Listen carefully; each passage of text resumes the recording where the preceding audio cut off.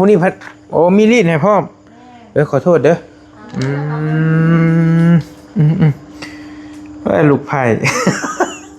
เอารีดสิ้นกระเบนเจ้าก็ได้เนาะอืม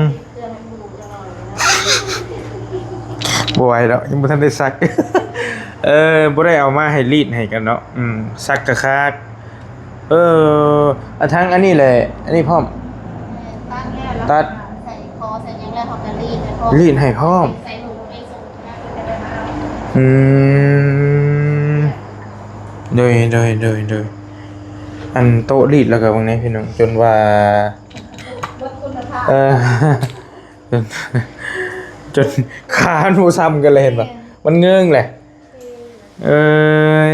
จะขยิบเป็นบ่ล่ะ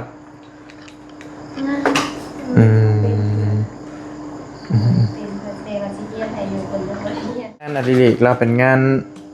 เสริมว่าซั่นซะพี่น้องก็เป็นเป็นอีกครอบครัวหนึ่งที่แบบว่าบ่อยู่ซื่อๆพี่น้องก็ดุมันอีหลีขอโทษเฮ็ดหยังตัวนี้อันนี้บอกแกะยางเนาะยางที่มันมาส่งที่มันยามแล้วนะเพิ่นเอามาใส่เพิ่นเอามาแปลงใหม่เนาะก็เลยแกะซอยแม่น้องบัวก็เลยเอายางตัวใหม่มาใส่เนี่ยนะ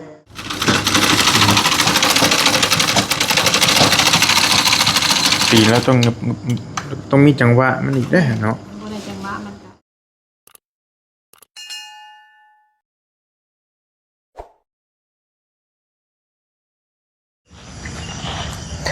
ทักทายสบายดีตอนค่ำตอนแรงๆเด้อพี่น้องเด้อตอนหัวแรงว่าซั่นซะบอลี่มาแวะหาลูกไผ่ก่อนกำลังกลับมาแต่ในเมืองไปเยี่ยมหมู่บ้านสายบุญแน่อีหยังแน่ต่างๆหลายหม่องไปแล้วก็มาแวะห้านลูกไผ่คือเก่ามื้อนี้ก็ได้พี่น้องเนาะห้านน้องโบเฮามาแวะเยี่ยมยามเพิ่นก่อนสิกลับเมืองพี่น้องแล้วก่อนสิกลับบ้านกลับซองก็เป็นทางผ่านนะเป็นด้านก็ว่าได้มาแวะยามเพิ่นช่วงบรรยากาศตอนแรงๆนะพี่น้องเนาะมากับน้องเมฆมากับน้องเมฆ2คนพี่น้องเนาะไม่ได้ก็ได้น้องเมฆเพิ่นคุยโทรศัพท์เพิ่นล้มโทรศัพท์อยู่เดี๋ยวไปหาไปล้มน้ำน้องๆมันก่อนกับลูกไผ่กันเป็นได้คือว่าเสาก็มาเสาหน้าห้านนี่นะโตกระเทิบออกมาอีกนี่ก็ออกมานี่มาแล้วเห็นน้องบี้เพิ่นสั่งมาให้แล้วประสัตพี่น้องเห็นเนาะป่ะเดี๋ยวไปยามน้องๆเพิ่นก่อนเป็นได้ห้านเฮานี่ก็แล้วแต่ว่าสิเตรียมก็ออกมานี่ได้คุยกับน้องบี้เขาแล้วพี่น้องเป็นสิกระเทิบออกมาประสัตไปได้ก็จังว่ากันพี่น้องพยายามน้องๆเพิ่นก่อนเดี๋ยวก็จังว่ากันไปอยู่ทางใดไปทางใดเบิดล่ะเอ้ายังบ่นอนบ่เอ้ยโอ้ขอโทษสบายดีเด้อเฮ็ดยังอยู่ฮะ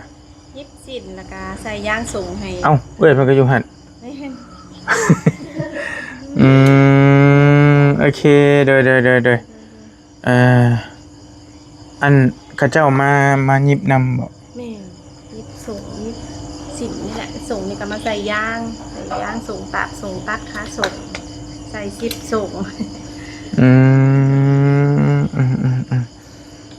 มันก็แต่ว่าเป็นอันขอโทษตีนเฮาเหยียบเอาเนาะตีนเหยียบเอานี่นังจักเข้าแต่ก่อนนะ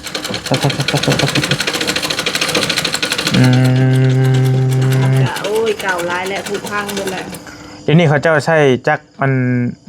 ไฟฟ้าบ่อันนี้ก็แม่เฒ่าซื้อให้โดยแม่เฒ่าซื้อให้แล้วจังได้มายิบ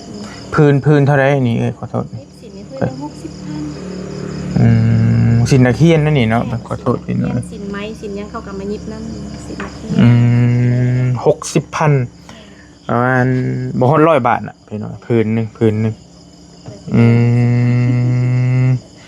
เฮิงบ่เพิ่นสิแล้วพื้นนึงเฮาก็บ่เฮิงปานใดกันว่ามันสินตีนแบบนี้มันสิง่ายแน่ค่ะนะ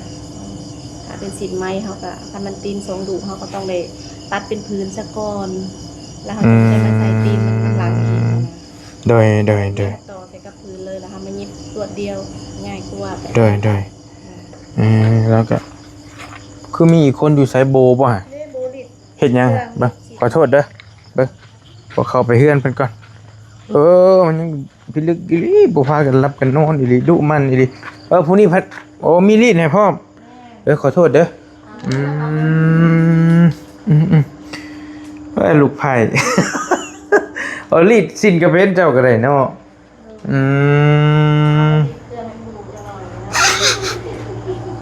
บ่ไหวแล้วยังบ่ทันได้ซัก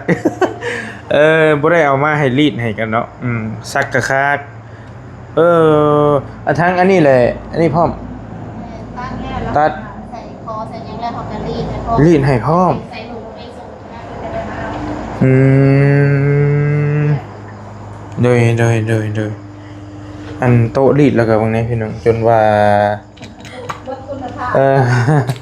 จนจนขาหนูซ้ำกันเลยเห็นป่ะมันเงื่องแหละเพิ่นสิเปิดเทอมแล้วเด้พี่น้องแหละทางแม่น้องโบนี่เรารับยิบส่งยิบสินยิบเสื้อทุกชนิดแล้วแล้วเขาเจ้าก็มาฝากยิบที่เขาเจ้าฮู้นะโดยเฉพาะคนฮู้แล้วบ่รีเบิ่งเพราะว่าเราบ่ได้ไปโชว์อีหยังเด้น่าจะเพราะคนฮู้จักแม่นบ่คนฮู้จักที่ว่าเคยมาเฮ็ดน้ำลาวหั่นนะแล้วก็มาฝากเฮ็ด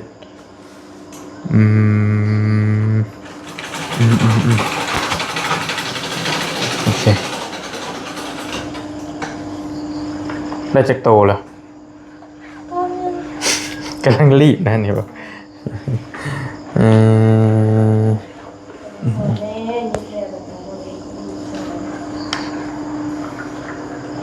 จักอันนี้เป็นบ่ล่ะ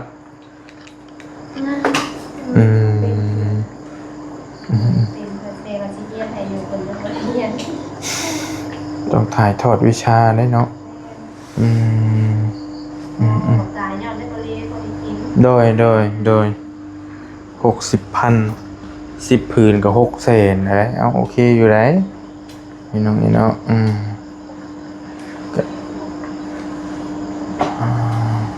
ที่พอคุณอยู่คนนี้แล้วก็มันมีเครื่องลายคืนแล้วก็นอนเฝ้าอยู่นี่นะมีเครื่องเป็น2 โมงแล้วจะนอนเครื่องลายโดยอันนี้ก็พอแห้งแล้วนะเนาะตอนขอโทษคนตายซีนะเครื่องรีดผ้าแล้วนี่กันนี่พี่น้องมื้อนี้เจ้าบ่ได้เข้ากะมื้อนี้วันหยังมื้อนี้วันพฤหัสมื้อนี้งานมันน้อยเดียวเนาะลูกค้ามันสั่งหลายก็เลยปิด OT โอ้โดยปิด OT ก็เลยมาซอยแม่น้องโบโอเคผู้เอ้ยแล้วนี่ก็บ่ได้เข้ากะบ่มื้อนี้ขอโทษเรียกเปลี่ยนมาเฮ็ดปกติเข้าไปกลางเวรมันก็หมายเจ้าเลิกเลิกงานมาบ่นี่นะหรือว่าเลิกแต่5 โมงเลิกตอนประมาณ5 โมงแรงพุ่นแล้วก็อันนี้เป็นงานอดิเรกเราเป็นงานเสริมว่าซั่นซะพี่น้องก็เป็น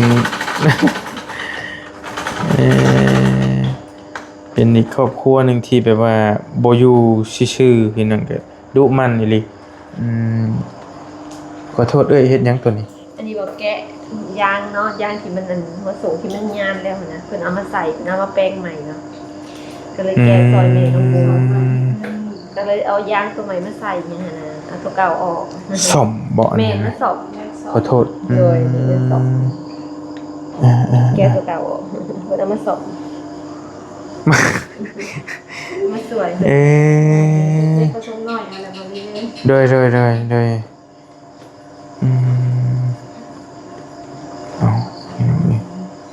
แต่ว่า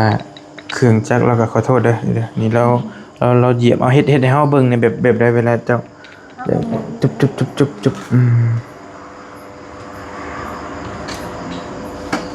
หมุนตัวนี้ครับเหยียบหมุนตีนต้องเหยียบนี่แบบนี้เด้อขอโทษด้วยอันไฟฟ้าแล้วก็เหยียบปึ้งบาดเดียวไฟฟ้าง่ายแม่นบ่ง่ายเนาะเฮายิบสิมันเหยียบปานนั้นก็สิละเอียดมันกว่าคือว่าในน้องเพิ่นจับให้กะเฮาซื้อต่อเพิ่นมาซื้อมื้อนึงว่าซั่นจ้ะเฮาซื้อมื้อ2นำกระเจ้าให้แต่โดนละบ่นี่จ้ะก็บ่ดีแน่นอนให้เฮาซื้อให้4แสนกี่โอ้ เดี๋ยวนี้ก็หา600 บาทหนึงได้พี่น้องแต่ว่าอืม ยิบสินมาแล้วก็ไปเฮียนยิบเครื่องได้จักเลยมาแล้วก็เอาตัวนี้แล้วไปจ้างเฮียนนำเพิ่น โดย เฮียนยิบสินนะเพิ่นว่า11,000เลย คนหูจักกันแล้วก็เลยเพิ่นลดให้5,000เฮียนยิบสิน ดนบ่ เฮียนยิบสิน3 อาทิตย์ เอาไว้ตึบได้ฉะนี่เนาะบ่ฮอดเดือนเพราะว่ามักทางด้านนี้เนี่ยนะ โดยก็สิเป็นเนี่ยหันจักยิบเขาเอามาให้พ่อเฒ่าแปลงอะไรเพิ่นหันคนหักแพงเลยเพิ่นละบ่เอามือเพิ่นว่าปะไว้นี่แหละเจ้าอยากเฮียนยิบก็ยิบเด้อว่าซี่นะพอดีคือพาน้องโมนี่แล้วก็ซื้อแพรมาตัดผ้าอ้อมยิบเองแล้วก็เฮ็ดผ้าอ้อมให้น้องโม อืม น้องโมนอน โอเค ใหญ่ โอเค ปีนะ ระดับ10 ปีแล้วนะ อย่างต่ำๆแกะเครื่องจักรลัน อยู่น้ำเขากะกลัวอีกแล้วบ่มาอยู่น้ำเฮาอีกบ่เลย ทนอีหลีเนาะนี่เนาะเพลงบ่เคยถามบ่ถ้าเป็นไฟฟ้า เคยไปถามอยู่เพิ่นว่า12,000 10,000 กว่าบาท นี่ อืมแล้วถามต่อไปอยากได้บ่จำเป็นบ่หรือว่าตัวนี้ก็พอได้อยู่ ท่านว่าอยากได้กะอยากได้อยู่เนาะแต่ว่าเราก็หยิบมันอันนี้บางทีกะมันทีกะแต่งเองสอบเองอะนะ พอน้องโบอยู่กะเพิ่นบ่ได้หยิบน้ำเฮาแล้วเพิ่นบ่จักนะครับบ่เป็นกะส่วนหลายสอบเอง แต่ว่าตัวนั้นสิง่ายก่อนเนาะ แม่ เอาเบิ่งตัวไฟฟ้า อันนี้เราก็นี่มันเป็นเราเอาไม้อันนี้ห้อง เขา มาซื้อ เจ้ามองมาแต่เขาพุ่นแล้วมันผุมันพังเบิดแล้วก็เลยเอาสกอตติดเอา โดยก็ได้มันนั่นกะแต่งหันเอง แต่ก็ชำนาญแล้วนะเบิ่งเรานี่ก็ได้ซับตัดขาส่งตัดอีหยังต่างๆทุกอย่างหั่นแหละ ใส่หยังตากส่งตากเท เอาฝาเทมาให้หยิบขาตั้งขาเนี่ยขามัดหยิบ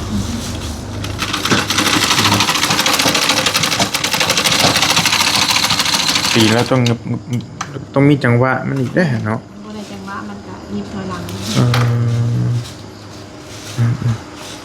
ตัวนี้ก็เปลี่ยนหลายเทื่อแล้วทางในมันก็มันรวมเบิดแล้วนี่รวมแล้วก็เปลี่ยนเองอันนี้ก็ซื้อมาเปลี่ยนเองถ่ายเองเบิด อันนี้ก็ขอโทษตั้งเป็นแบบนี้บ่รู้ว่าเฮาใส่เอา เป็นสายของมันขาดแล้วก็เลยซื้อสายอันนี้ เสือกมัวเสือกหยังนี่แล้วมาใส่ เอาถ้า มันหมั่นนี่เด้ค่ะนะ ขอโทษพี่ ถ้ามาเป็นอันสายพานของมันแท้แล้วมันใส่บ่ได้โดนมันอยากเปื่อยออกบางอันเลยซื้ออันนี้มาใส่ซะพอน้องโบเป็นผู้มักให้อันนี้นะ โอ้ เป็นมักให้ โดย สั่งเป็นชื่อแล้วเป็นก็ว่ามักให้ มีแต่เจ้านี่นะเฮ็ดเป็นในเฮือนนี่บ่ แม่ว่าเครื่องพอเฒ่าไม่เฒ่าลูกหลานขาดก็ถือว่ามีแต่ให้เพิ่นยิบตามให้เพิ่นก็ได้พอสอบได้เฮาก็สอบเอา โอเคเพราะว่าบอลลี่กับผู้หนึ่งแล้วเป็นคนที่มักที่ขาส่งนี่นะพอซื้อมาแล้วมันยาวก็ต้องไปตัดคือเขาต้องไปตัดขึ้น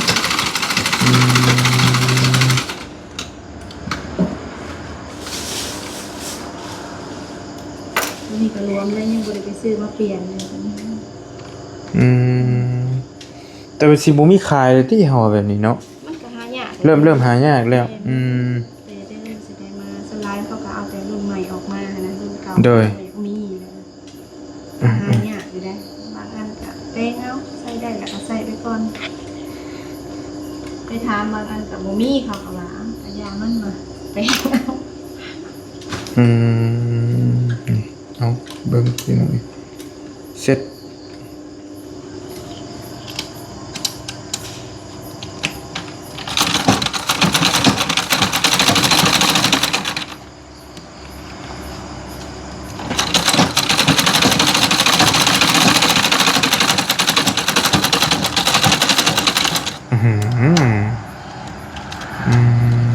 เคยถึกมือบ่ ก็บอกนะ โอ้ชำนาญเติบจ้ะกลางคืนก็แบบที่แรกกันเครื่องลายกัน โดยเรายิบแบบว่ามั่วๆพร้อมได้นี่พี่น้องไฟอยู่ปุ๊บ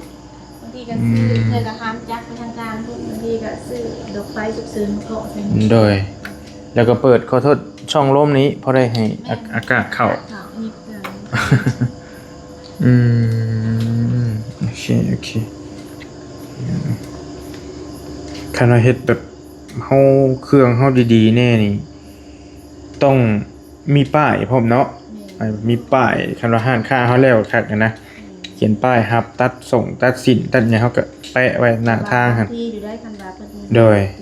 สิเอาจักรลงไปดุ่มว่าพอดี โดย มันก็ที่แหละเป็นอาชีพก็ถูกต้องละสมแบบว่ามันก็สมควรเฮ็ดให้ทางครอบครัวเอ้ยแล้วอยู่เพราะว่าเราก็บ่อยู่ซื่อๆดีแล้วพี่น้องกลางค่ำกลางคืนก็ยังได้เฮ็ดนะเลิกงานมาแล้วเฮ็ดงานโรงงานพร้อมยิบสินยิบส่งพร้อมแบบว่าบ่อยู่ละล่านะเฮ็ดงานก็เข้าโอทีอึกระทึกนึกน้องอืมแต่ว่าก็ช่วงนี้แหละเนาะอยากหลายแน่เนาะนักเรียนเนาะ มือเวทนี่เขาก็เอามาหลายอยู่แต่ว่าบ่ฮับเพราะว่ามีเวียกในเนาะค่าเวียกเนี่ยแล้วก็เลยบ่ฮับคงทนหลายหั้นนะก็ฮับตามที่จำนวนเอาหายิบนี่ก่อนว่า เรียกไปนี่กับเนใบเตยให้แหละไปกาฬสินธุ์นั่นแหละ บ่เจ้าสิไปไทยมื้ออื่นหั่นน่ะ แม่นว่าซั่นน่ะเพราะว่าเป็นเสาร์อาทิตย์แล้วเพิ่นพักโรงงานเด้เป็นเขาพักให้แล้วก็เลยว่าสิไปคันว่าเขาบ่พักแล้วก็สิบ่ได้ไป ไปอันผู้อันเพิ่นเสียชีวิตหั่นบ่ แม่เพราะว่าตอนนั้นพ่อน้องโบบ่สบายอยู่มุกดาหารแล้วก็เพิ่นก็ไปหาหั้นนะ เพิ่นมายาม เพิ่นก็ช่วยเหลือเฮาหั่นนะ อืม ไปหาเพิ่น เด้อบัดเพิ่นบัดโตเนาะเพิ่นสิว่าก็ได้ ซั่นแหละนอนหลายก็ช่วยกันนะ โอ้โบก็ไปบ่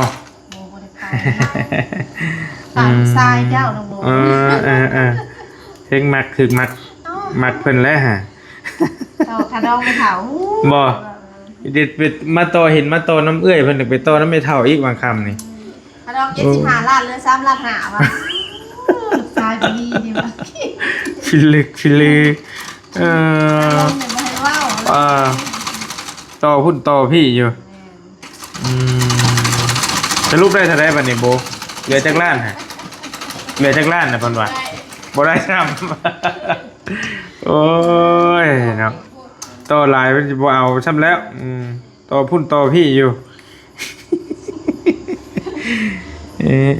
บ่รบกวนแล้วซะเอ้ยมีแต่ปะเอาห่อไปโตะพุ่นไปตามสบายเด้อไอเอาอันนั้นมาให้ข้าวต้มขนมอีหยังก็ได้อันมันขอโทษเด้อมีน้ำเย็นมีอยู่บ่อยู่นอกบ่เพิ่นล็อกติเอาแต่ขนมมาได้เอาแต่จัก10ถุงนะปนๆกันมาเลยเอาตัวใดก็ได้โอเคเดี๋ยวออกมาหาน้องๆเพิ่นก่อนพี่น้องมายามให้เอ้ยเราหยิบสิทธิ์อยู่โอ้ดุอีดึกเติบเลยนะพี่น้องเบิกสิให้เบิ่งโมงเลยเอาลีมากันนี่9:33เราก็ยังเฮ็ดเวียกกึบอยู่เพราะว่าปกติเฮาสิบ่ค่อยเห็นเอ้ยเราเข้ากะกลางคืนแล้วมื้อนี้เราเลิก5:00 นแลงมาเฮ็ดงานต่อบริมาแล้วก็นั่งใส่ยิบบึ้มอยู่หั่นน่ะพี่น้องก็โอ้ดุแฮงอีหลีแล้วก็ถือว่าเป็นครอบครัวหนึงที่ค่อนข้างขยันพ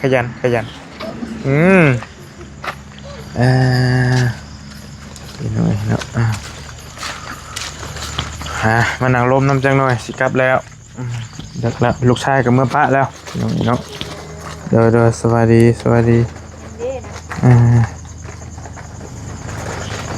ขาย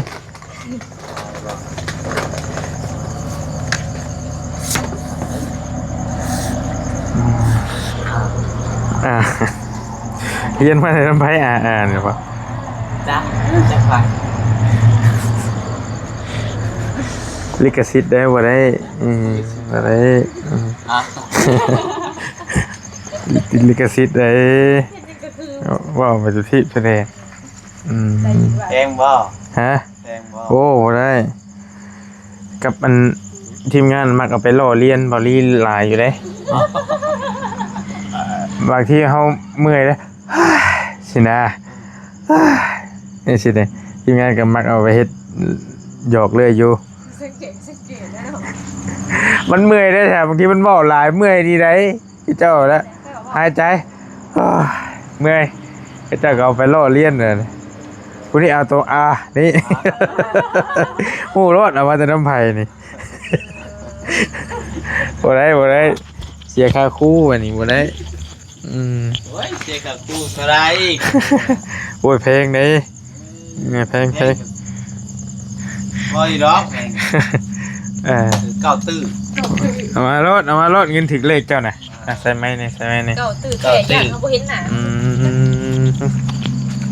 โอ้ยลอยแล้วแหละ เก้าตื้อเอามาแจ้งให้กิน ย่างเลย อยู่เป็นสุก คนอันนี้มัน เจ้าอยู่บ่เป็นสุกหรอกอีหลี ไอ้อยากกูให้อู้นิด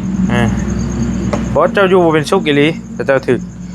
มื้อนี้พัดชัยเพิ่นถึกเลขพี่น้องถึก900,000กีบ เกิดแล้ว900,000 900,000กีบตัวประมาณ 900,000 บาทเนี่ย ก็ได้ได้รถคันนึงรถใหญ่พวงได้อยู่รถใหญ่พวงนะคือรถบ่าวนงหั่นเด้ได้อยู่คันนึงพอดี ว่าแจ้งของเจ้า ยังได้คือของอ้ายก็เพิ่มเติมอีก ว่าเสียของเจ้า ซื้อก็เติมใช้ได้อยู่ฮะ 800,000เอาตื้มตื้มไม่600,000ได้ที่อยู่200,000 เติมอีก ตื้มอีกก็ได้เอาขายบ่อ่ะบ่ดี ฮะ ขายบ่สู้เราซื้อ ตอนนี้ยังอยู่ ยังอยู่ แต่ แล้วอยากได้ไป ลองเสนอราคามาก่อน เอาก็แสนเนี่ยอยู่ บ่ขาย แล้วอยากได้เห็นคุณ4คือหมู่ ก็อยากได้เวลามันบืนมันยังเฮาก็เหลือใจอยู่บางทีไงนะ มันบ่ได้เต็มที่บ่ แม่นแต่ว่ามันเปลี่ยนรถมา3คันเลยเว้ยมาให้เก็บเงินในก่อนว่ะเมื่อยเลย เอาเตอร์เลยบัดนี้เนาะ สุดๆเลย ก็ แล้ว บ่ บอกนี่กัน โอ้ยก็เตอกินน้ำมันอีก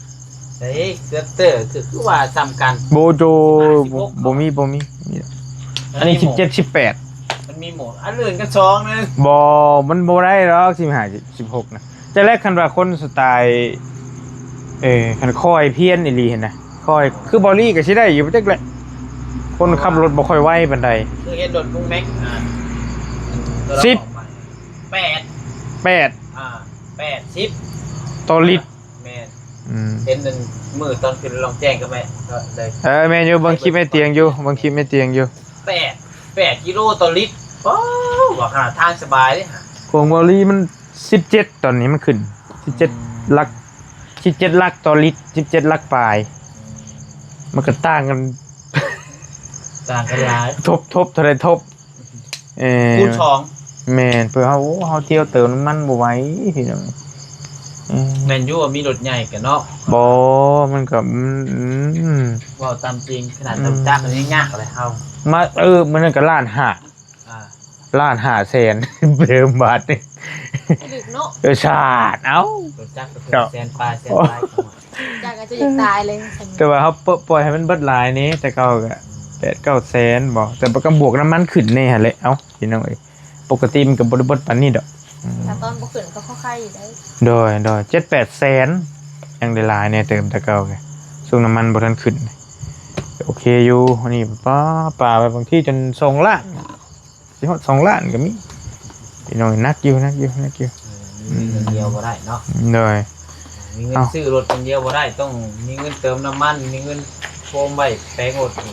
เปลี่ยนน้ำมันเครื่องแต่ว่าแปลงนี่ยอมรับบ่ได้ค่อยแปลงเป็นดอกโอเคอยู่มันเฮาซื้อมือนึงแหละกับบริเป็นคนเพี้ยนเลยเป็นคนขี่รถบ่ค่อยปานใดบ่ค่อยกระโดดนอกจากว่ามันอีหลีอีดอนะมีแต่เปลี่ยนน้ำมันเครื่องแหละอยู่เปลี่ยนน้ำมันเครื่องเติมน้ำมันประมาณแหละบ่มีหยังหลายดอกอายุขนาดนั้นเนาะประมาณนั้นบ่มีหยังหลายเนาะว่าไงกับแปลงกับโดนเทื่อแบบกับแทบจะบ่ได้แปลงบ่ได้แปลงช่ำนะบ่ได้เฮ็ดหยังช่ำนะจะได้หลายฟ้าหลายปีไปมันยังดำปี2 ปีเนาะเดี๋ยว2 ปีไปแล้วก็ขูดหัวตอนไปลงลาวใต้อย่างเงี้ยเฮ็ดสีใหม่ตำตอหั่นอันน้องน้อยตอนนั้นเด้ตำหมานี่ 2 โตมื้อนึงหาบ่เป็นหยังใครอยู่ตำเลาะทื่นมันพุด โอ้ตามมาเลยเนาะก็ค่ายกัน500,000 บาท ลายตำอยู่ได้ลายตำอยู่ตำหัวตำยังกันลายอยู่ ตามหัวเหลือ500,000 บาทไป500,000นี่จอดไว้นี่เลยนี่ เอาเลยบ่ เอาเลย เบิ้งขอเบิ่งเงินเอามาปงมึงดูก็บาทเด้ ฮะ บาทเด้ มีกันบาทแกะใช่ไหมตัวมีบ่บาทแกะออกมา แกะออกมาเลย อ๋อบาทเพนบ่ เออ อืม มีแต่บาทยุ่งเขาจะได้เกาอย่างหยอก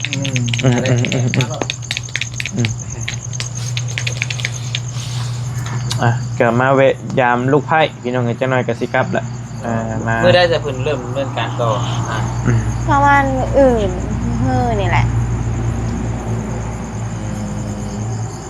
ลูกชายเมื่อแต่เฮงแล้วบ่ จะต้นอยู่เลย เมื่อกระไผ่เพิ่นเมื่อกระไผ่อะ เป็นเมื่อผู้เดียว เอาคุ ไหลลังกระเป๋ายาว อ๋อขี่มาคู่ละคัน เดิน อืม ไหลลังเป็นมา โอเคพี่น้อง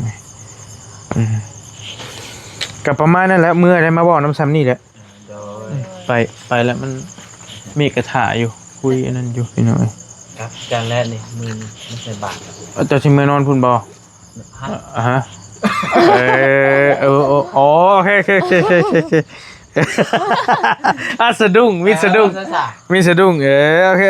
ขอโทษ เขาไม่ได้ไปนอนดอกหันนะมันจะนอน ว่าผิด มันนี่นอนเพื่อน คันชิว่ากะอุดหนุนไม่เท่าเล่าแหละไปทำบุญให้นี่เด้อได้บ่ใช่บาทให้นี่ ฝากสมบูรณ์ ได้บ่ ได้ แต่อุดหนุนไม่ตู้แล้วหั่นนะเท่าได้ครับโบเฮา คือใหม่เอากินได้กัน เจ้าจะกินก็กินแต่ว่าคือสิบ่มีพยากปานใดหั่นนะเบิ่งทรงหั่นนะ นอดน่องข้างหมักนี่ น่ะกินค่ะกินซื้อมาให้แล้วอยากไปทำบุญอยากกินก็สุดแล้วแต่สิมื้อป้าละ ทำบุญลงทอง กินเลย ใส่ทุ่งใหญ่เลยนี่ เอาให้ไม่เท่าเนาะนี่ให้ไม่เท่าเนี่ยโอ้ยขอบใจปุ๊บกลับมานั่นเด้จะว่าจะออกเนาะให้น้องน้อยหั่นเด้ บ่บ่เอาสิเอาให้ บุญนะ บ่นี่ อ๋อ เจ้าให้ได้ก็ให้คืนเด้ เอา คือพัดชัยหั่นซื้อสีไปให้น้องน้อยแล้วเงินมันบ่พอแล้วบ่มีเงินเอื้อยเพิ่นอยู่บ่แม่นเงินอ้ายเองได้เอาให้บ่เป็นหยังเอารถเราจะขบเอาจะก็ไปทำบุญต่อให้เบลก็ได้เบลเอาอยู่ดอก เดี๋ยวเงินตัวนี้สิไปเฮ็ดบุญมือ แล้วแต่สุดแล้วแต่ เช้าตื่มกัน แล้วแต่ เงินซื้อเลขกับสิเฮ็ดบุญ100,000ตื่มตัวนี้อีก100,000เป็น200,000ให้น้องไง แนวใดก็ได้ เพราะว่าเห็นทั้งแม่น้องเบลว่าพวกเพิ่นกำลังสร้างวัดส่งเขาแจกใหม่พวกเพิ่นอยากเอาไปถ่ายอยู่แต่บ่มีเวลาเขาเบิ่งมื้ออื่นไปเบิ่งเลย โดย ดูบ้านนี่บ่ โดยคุณสั่งเขาแจกใหม่เลยไอ้ โอ้ มีคนจะคิดบุญรวมทาน อืม เอากลับไปแล้วไปจักเทื่อเลยวะมาใส่3-4เทื่อ 2-3เสือ4เสือ จนหลายทายวัดผัดคือหู FC เพิ่นบ่อยากเบิ่ง ว้าวตรงๆด้วยนะพี่น้องฟีดกับบขึ้นมันบขึ้นฟีดแต่ว่าก็ได้อยู่บางทีคนเพิ่นเห็นเพิ่นก็อาจจะซอยก็มีลงเพจลงอย่างน้ำนี่ฮะแล้วพี่น้องเอ้ย นี่ถ้าเพจถ้าขาดสักบาท มันถ่ายเด็กกระดอบมาหาอ้ายก็ได้สิลงเพจอ้ายก็ได้สิมาดอบเอา ได้ เป็นยังบางทีบ่ได้ไปโอเคได้อยู่ดีมีแฮงบ่รบกวนแล้วเด้อเจอกันร่ำรวยให้ถึกอีกเด้อบืนเด้อบืนถึก9 ล้านบืน 9 ล้านบาทบ่ กีบก็พอแล้วเอากีบก่อนเอากีบก่อน ขันเนาะ เอาเทือละคันมือ900,000มืออื่น9 ล้าน บืน9 ล้าน มือต่อไปอีก9ตื้อ 9ตื้อโอเค 3 ล้านนะดาวไปสวัสดีเด้อน้องเด้อน้องมีนางถ่ายอยู่น้องก็กำลังเดินทางเมื่อก่อนบัดนี้เมื่อปะไปแล้วสมอยสมิงวันศิลป์ทำได้ไหม14 ค่ำบืน15ว่าซั่นใส่บาตรหยาดพกเอาละอยู่ดีมีแห้งติดตามเคสน้องหล่าเฮาในตอนต่อไปน้องโบการเฮ็ดห้านใหม่เฮา ว่าสิฮอดใส่จังใดก็จังค่อยว่ากันบ๊ายบาย